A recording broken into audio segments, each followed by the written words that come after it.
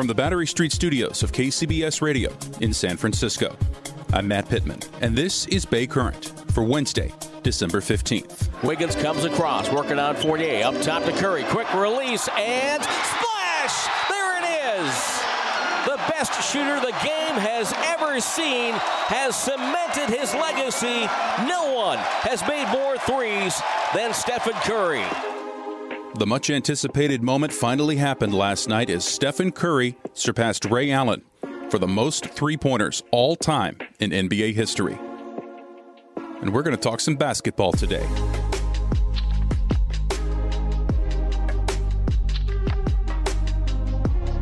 But first, I'll clue you in on something I don't really talk about that much on the podcast. In addition to my full-time job here at KCBS Radio, I'm also the public address announcer for the Warriors at Chase Center. It's actually what brought me here to the Bay Area from Seattle. Before taking the Warriors job, I'd been the PA announcer at Key Arena in Seattle since 2003.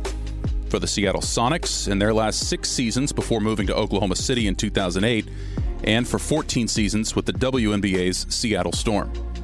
And for 5 seasons in Seattle, I had a front row seat to watch the man whose record Stephen Curry broke last night, Ray Allen, do his thing in his prime with the Sonics.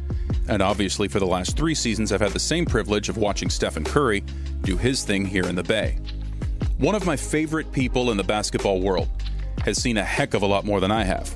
Kevin Calabro, currently the television voice of the Portland Trailblazers, where he gets to watch another legendary shooter night in, night out, Oakland's own Damian Lillard. They do not switch. Payton stays on Lillard, drives into the lane to the glass. Oh my goodness. What a play off the contact. He scoops and scores.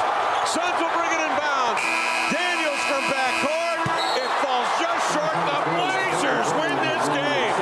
Damian Lillard, you have done it again. But from 1987 up until they left Seattle in 2008, Kevin Calabro was the voice of the Sonics. I grew up listening to him, later got to work with him, another one of the many privileges in my career.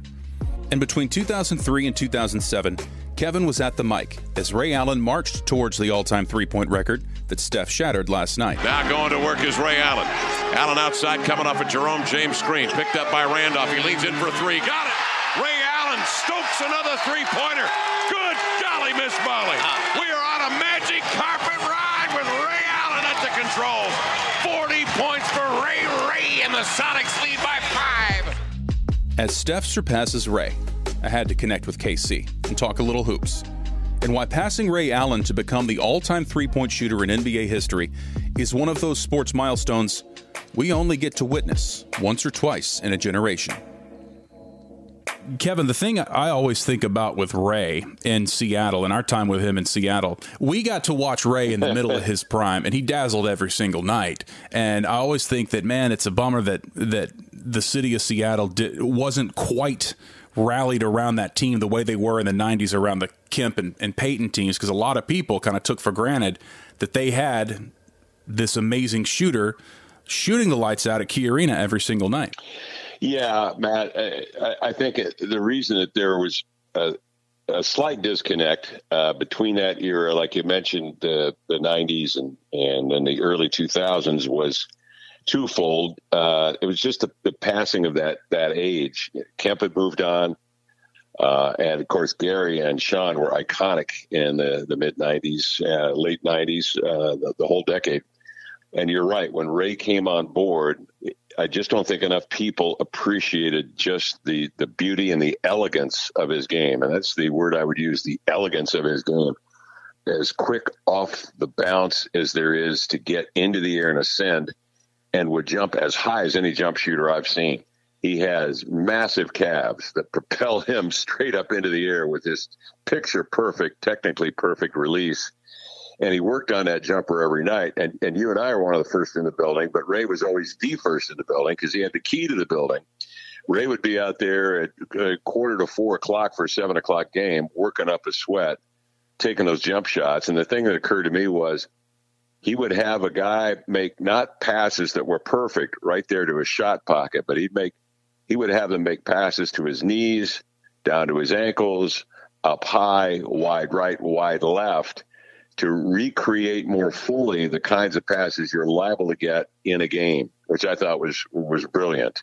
Very similar to the approach that Curry takes with his pregame warm-ups as well, which, as you know, are very extensive also. But in terms of, their pure technique and their shot locations and so forth, they were, I think, wildly different. I just described Ray's approach at shooting, and Steph Curry's approach. Steph has just a quick release, doesn't really bound off the floor, is not a high riser when it comes to the jump shot, and snaps off a lot of shots, will heave a lot of shots, has a lot of different angles and so forth that Ray just did not have.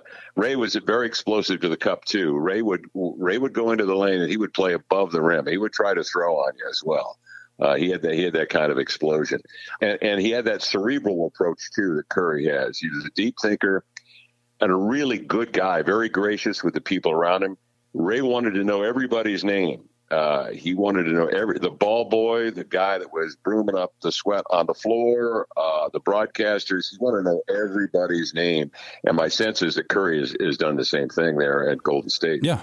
You always hear that old adage that, true character is what you do when no one's watching. And the way that I've seen Steph engage with myself, with many, many others, it's always been when, the building's closed, the lights have gone down, and the ushers have said, "Beat it, fans, get out of here." And that's when Steph, steps up. And I've never seen anyone, and I've compared Steph and Ray in this regard before.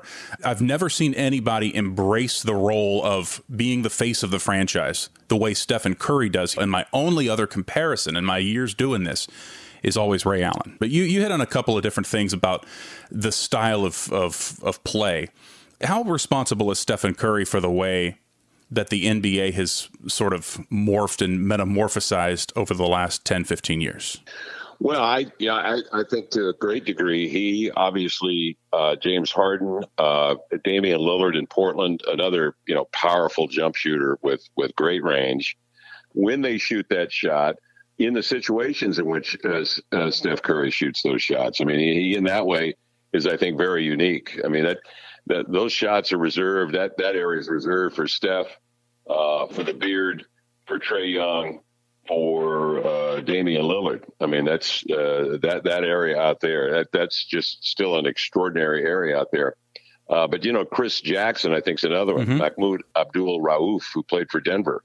And this goes back now to the 90s. And if you go back and you look at some of his highlights, extraordinary range from three, the accuracy from three. I think he kind of predates all these guys in the technique that he had. And the emphasis on the three ball. And that's something that, I worked with Rick Barry a million years ago. I mean, this goes back to, he was doing simulcast with us in 88. Rick Barry was really in Seattle. And that's Rick wild. Would say, Rick Barry did one season with us in Seattle. And Rick, it was the first year we did our simulcast. And Rick would always say, why aren't more teams shooting the three? Let's just do the math. 35% equates to 50% from two. And we have great shooters in this league.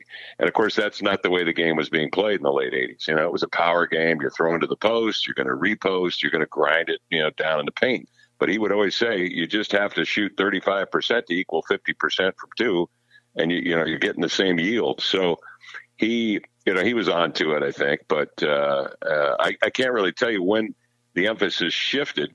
But obviously Curry was a part of that vanguard. When the emphasis shifted, and a lot of it had to do with the changing of the rules and trying to free up offensive players. And you're not allowed to arm bar, and you're not allowed to grab, and you're not allowed to steer guys with the locked arm and so forth. You can't have hands on an offensive player. So when the league instituted these rules for freedom of movement, I think then you started to see shooting become more of a premium in the league, and it's a good thing. But now kids are being taught there's unlimited range out there. And if you're a young pro and you want to stay in the league, even a big guy, you've got to be able to shoot the three ball now and then. Even if you're a 7-footer, if you can, like a Karl Anthony Towns sitting out there shooting 41% from three, that's extraordinary. Yeah, Joker can shoot from three. Oh, absolutely.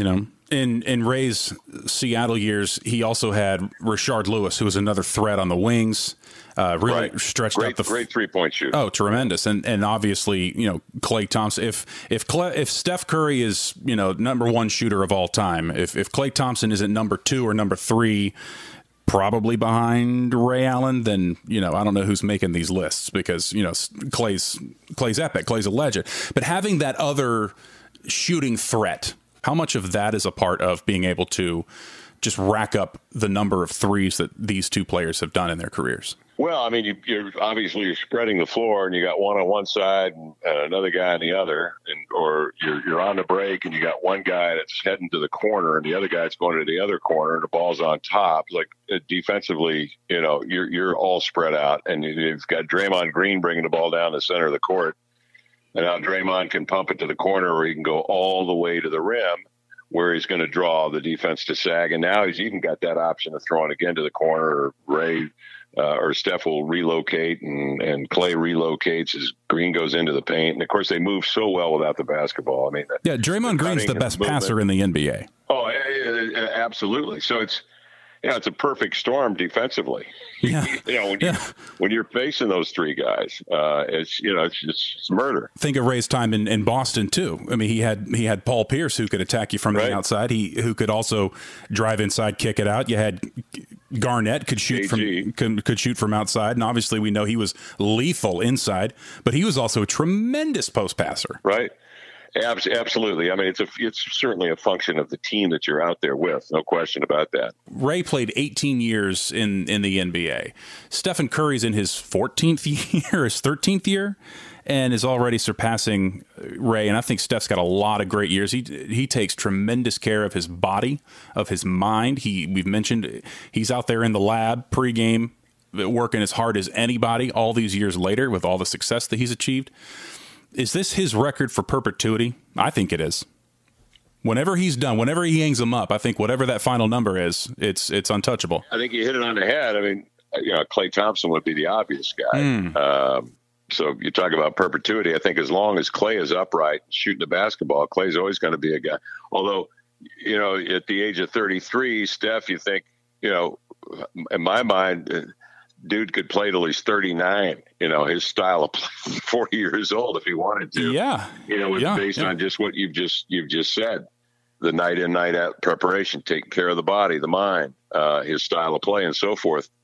I don't know why a guy couldn't sit out there till he's 40 years old and just snipe away, particularly the way the rules are designed in the NBA. So you may be right. He may distance himself to a point where Klay would have to outlast him. Klay would have to play to the age of 45 in order to surpass that record. But in terms of great shooters, your money would be on Klay Thompson. Obviously, if Steph were to, God forbid, call it quits tomorrow, you'd have to say, Klay Thompson's got a pretty good shot here of breaking that record. You bet. Kev, appreciate the conversation. It was fun. Great to chat with you as well. And we do appreciate it, my friend. Always, Matt. Keep up the good work down there.